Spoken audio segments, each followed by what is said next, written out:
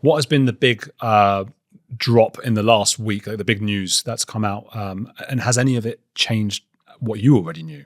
Yes, I hadn't seen some of those pictures. I certainly knew the relationship was deeper. It went on much longer. I've been saying those things for months and didn't seem to make much impact. And now we've got the proof, particularly of Sarah Ferguson. I've always said that she was much more involved than people had realised, and that's clearly been the case. I've always said there was a case for sex trafficking, that many women were brought to him, which is against the law. And so I think there's a strong case for the Met to reopen their investigations into him. They kind of fudged it for too long. And I think now that Mandelson is being investigated for misconduct in public office, I think for leaking documents and stuff, Andrew, who did exactly the same as a trade envoy, should also be investigated. But they keep, the law enforcement keeps ducking this issue. I mean, the idea that a member of the royal family might have committed a crime is anathema to them.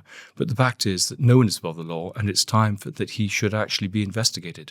This is an unknowable, but I always ask you this, and I think previous answers have been somewhat ambivalent because we can only speculate. But do you now think that there's any chance that Prince Andrew might see the inside of a jail cell?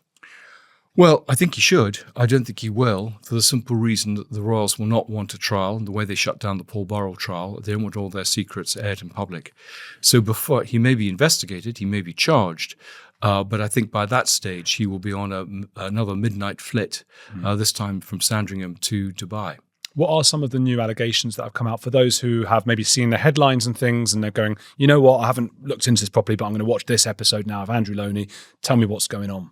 There's lots and lots of correspondence between Andrew and Epstein showing how close the relationship was, that he was abusing his position as a trade envoy, that he was passing on information. He was trying to profit, for example, from the war in Afghanistan as a business opportunity. There's a lot more clearly. There's stories about girls being brought to him. There are pictures of him kneeling in a very lascivious way over a prone woman who looks to be only a teenager. There are lots and lots of things about Sarah Ferguson calling Epstein the brother she never had and what a wonderful man he is. There's episodes of her taking her daughters to meet Epstein almost immediately after he comes out of prison. It couldn't get worse, but I mean, I'm afraid it will. I mean, there's only 3 million pages have been released. There's still 3 million to come. And that's just from the DOJ investigation. There are other witnesses to come forward. There's maybe material in the Epstein estate itself. So he's certainly not out of the woods, and this is why the royal family need to act, because this is undermining their reputation. There's dwindling support now for the royal family because of this. There's a feeling that Andrew is not only oafish, but is corrupt, and the royal family have protected him. How do you know how the 3 million papers, and we keep every few months, it's like no one sees it coming, and then suddenly you turn the news on, and it's all mad stuff that happened on that island. How is that actually, what's the mechanism behind that? Well, I mean, Trump campaigned that he would release the Epstein files. This was one of the central planks of the MAGA supporters, that he should do this. He should clear the swamp, that they were these elites who just operated in their own interests against those of the general public. And he said he would do it. Then, perhaps when he saw how often he was in these papers, he said, well, let's not bother.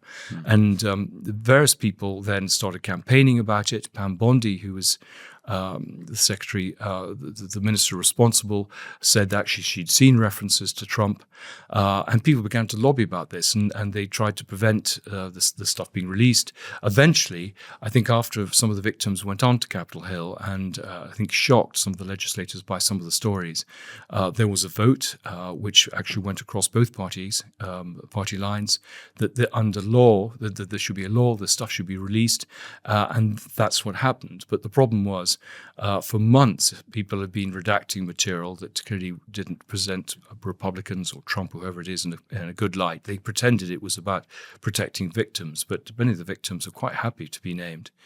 And then, so that's what this first 3 million. Well, we've had a couple of other previous releases of not very much. Now we've had the 3 million, which has just been raked over. It's got so much stuff, and the hope is that they will now release the remaining 3 million, which they've held back. Did you see that interview Trump did when he was asked, when you're president, will you release the alien files? And he was like, yeah, oh, absolutely.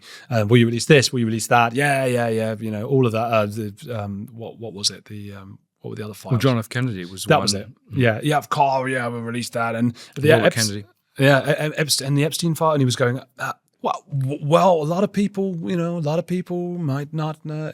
He wasn't quite so sure with those ones. Sure. Well, I mean, I think what it has revealed is this is a much bigger sort of network of individuals, many more victims, I mean, literally thousands, but also the tentacles of Epstein stretched to the world leaders around, you know, all over. And so a whole series of people. I mean, it's led to basically the resignation and the disgrace of Peter Mandelson.